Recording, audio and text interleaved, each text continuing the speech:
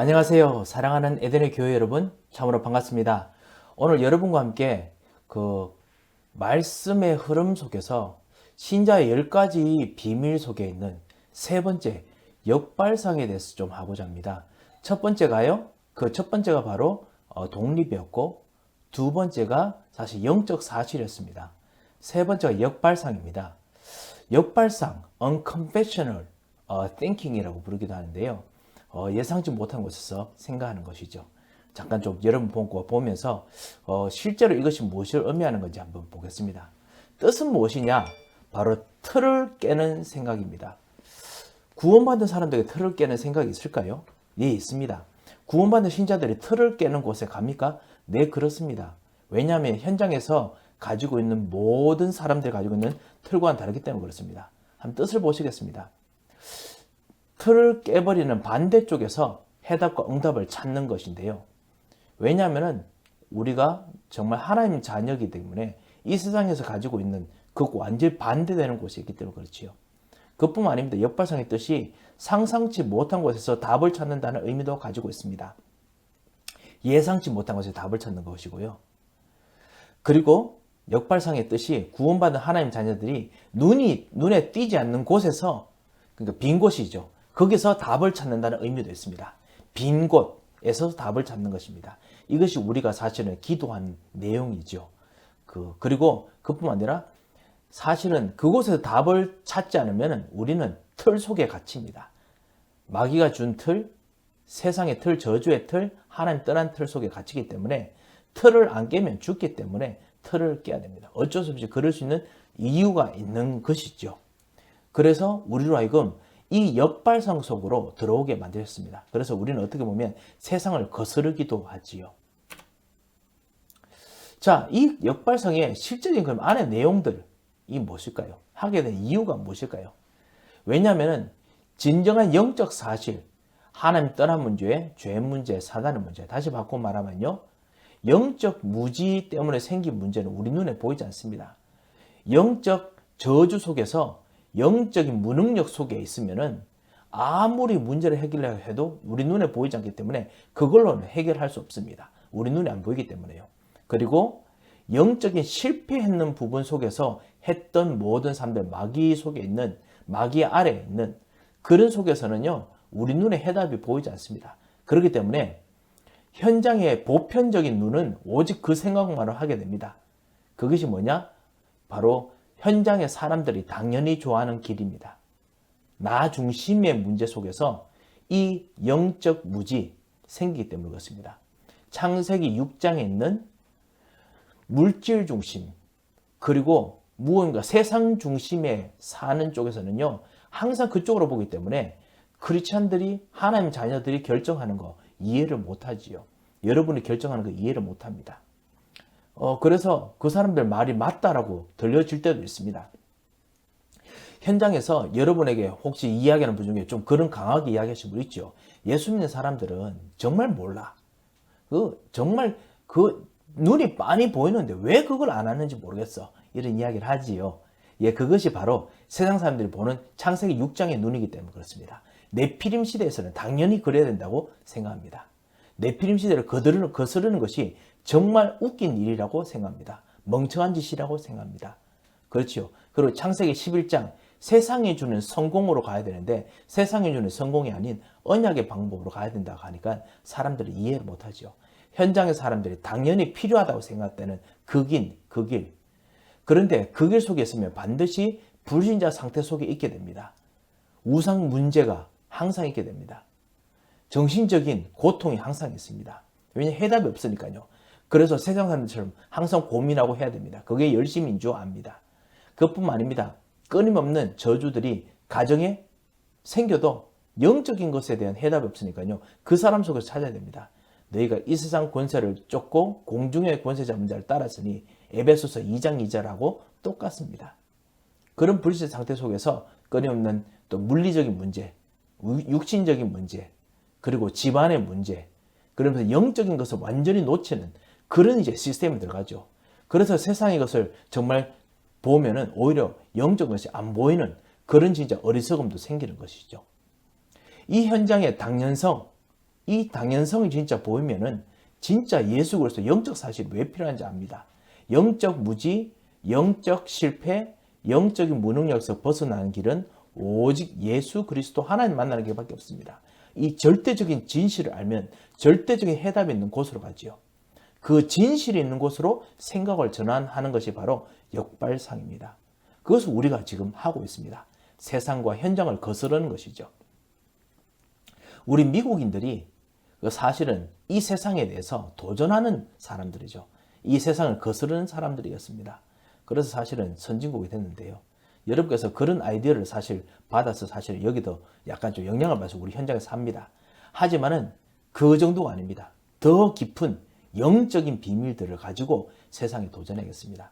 성경에 그런 일이 많이 있습니까? 많이 있습니다. 굳이 제가 두 가지만 들겠습니다. 첫 번째는 골리앗입니다. 어린 나이입니다. 전쟁에 들어갈 수 없습니다. 그 발상을 깼습니다. 왜냐하면 아무도 이 골리앗이 하나님을 저주하고 죽이는데, 그런데 아무도 그 하나님 저주하면서 이스라엘 백성을 멸망하는 곳에서 나서지를 못합니다. 거기서 어린 나이라도 들어갑니다. 두 번째, 골리앗처럼 거대한 장군이라도 들어갑니다. 왜냐?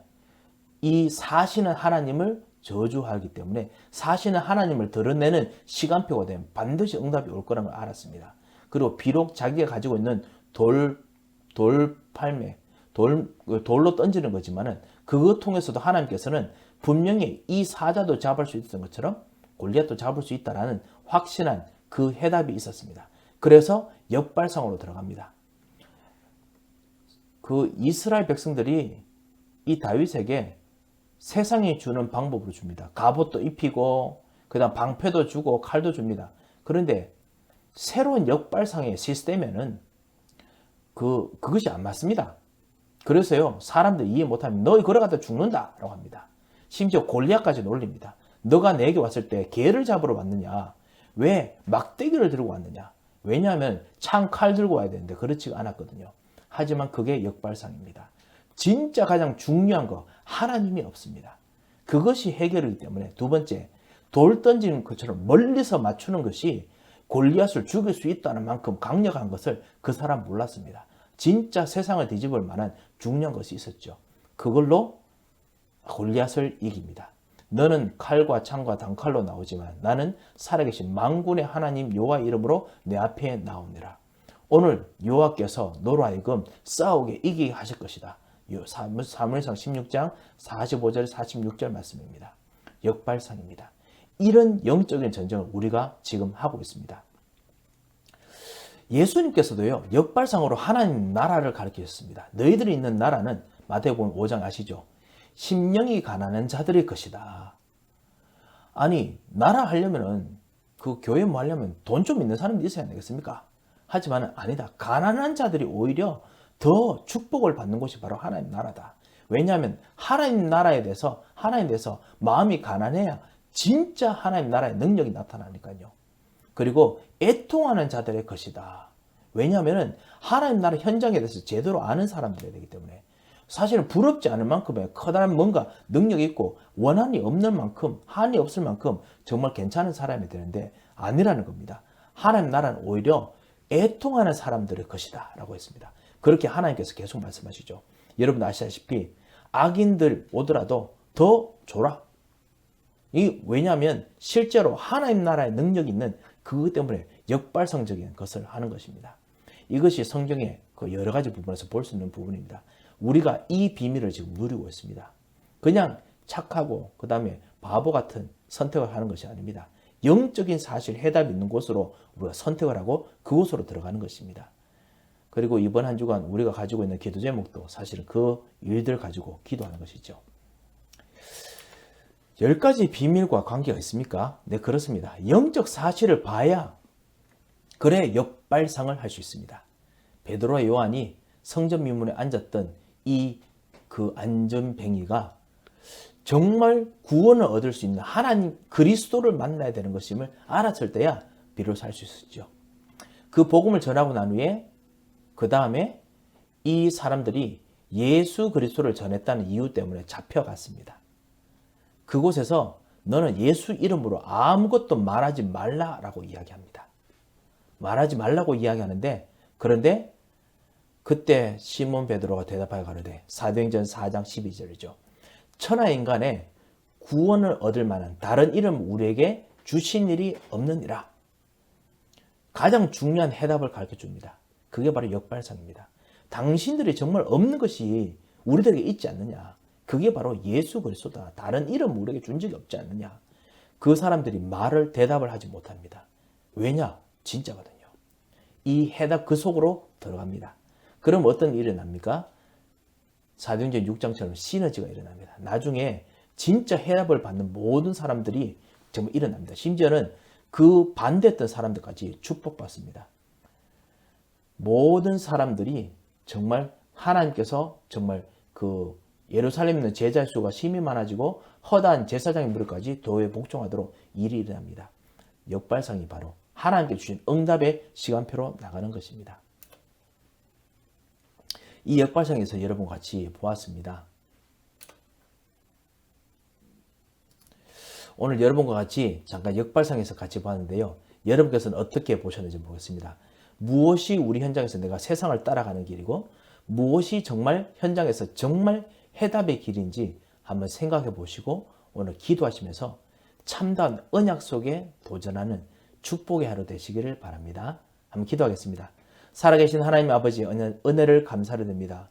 모든 문제 해결하신 그리스도께서 우리를 인도하시고 현장에서 나 중심, 물질 중심, 세상 중심적으로 그리고 세상이 주는 힘으로 살았던 그 현장에서 벗어나 하나님의 시간표와 하나님의 응답 속으로 들어가는 일들 속에 있는데 지금 우리가 정말 우리의 생각을 보내고 마음을 보내는 현장이 하나님께서 정말 주시는 응답의 현장인지 보게 하시고 때로는 그 현장에 뭔가 답이 없는 것처럼 보이는 세상의 눈이 있더라도 역발상할 수 있는 눈을 열어주시고 생각을 열어주셔서 주님 우리로 하여금 정말 제대로 된 역발상, 복음 안의 역발상과 엉뚱한 역발상을 구분할 수 있는 영안도 열어주셔서 참다운 해답이 우리의 준이 되게 하여 주셔서 응답하시고 인도하실 것을 믿고 감사하며 살아계신 주 예수 그리스도 이름으로 기도합니다. 아멘.